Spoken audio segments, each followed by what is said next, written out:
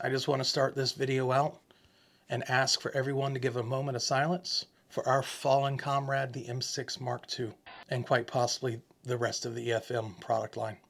Hey, what's up everyone? Welcome back to the channel. So today's video is going to be a bit of bad news for anyone in the EOS M platform. Canon has confirmed that they will be discontinuing the M6 Mark II, which is their higher end EFM format camera that sells alongside the M50. Now, why this news is so bad is we pretty much have confirmation of all the cameras that Canon's going to be either releasing or they're going to talk about by the end of the year.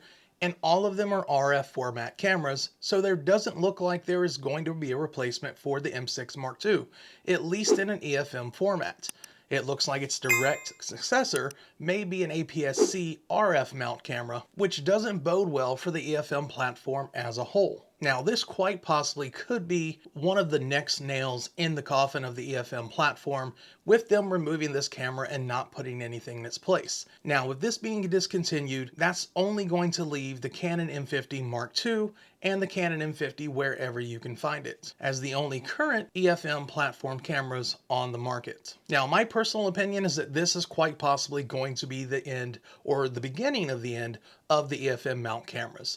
I think moving forward, that if they don't replace the M6 Mark II with an M6 Mark III or something similar using the EFM lenses, that you may see an updated Canon M50 Mark III that has some of the features of the M6 Mark II. They'll just carry those features into another Canon M50 and make more money off of already existing technology just to carry that line a little bit further. Now, I think that while they may not verbally discontinue that whole entire camera platform, it may be one of those quiet discontinuations where they just don't do anything else for it.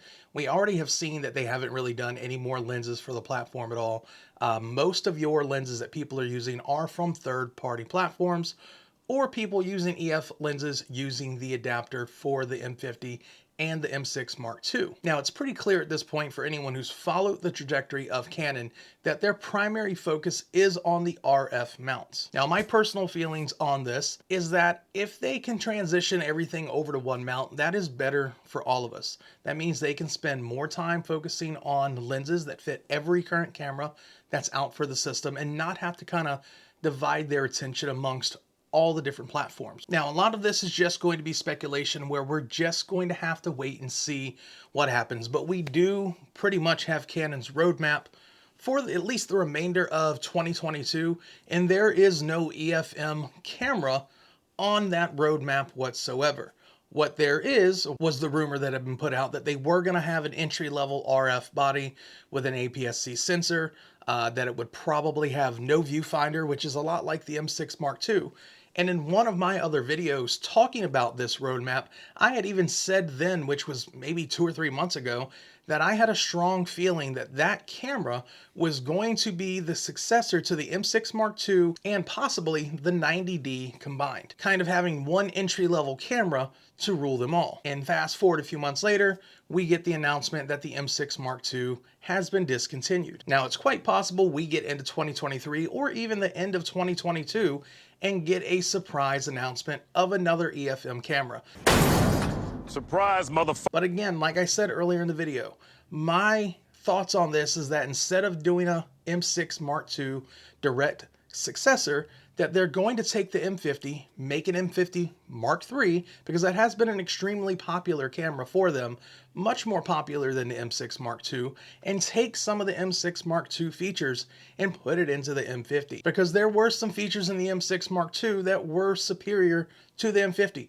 Number one, being able to record 4K video and have your autofocus actually work while doing so. Now, I would love to hear what you guys think of this. Are you on an EFM platform?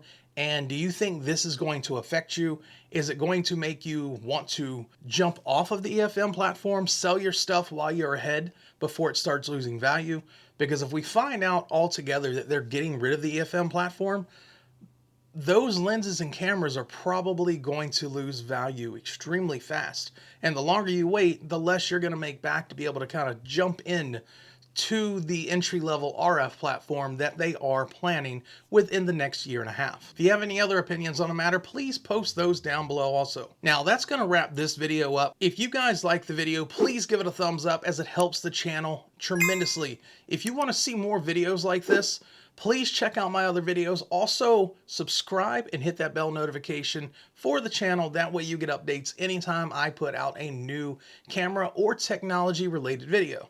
And with that being said, until next time.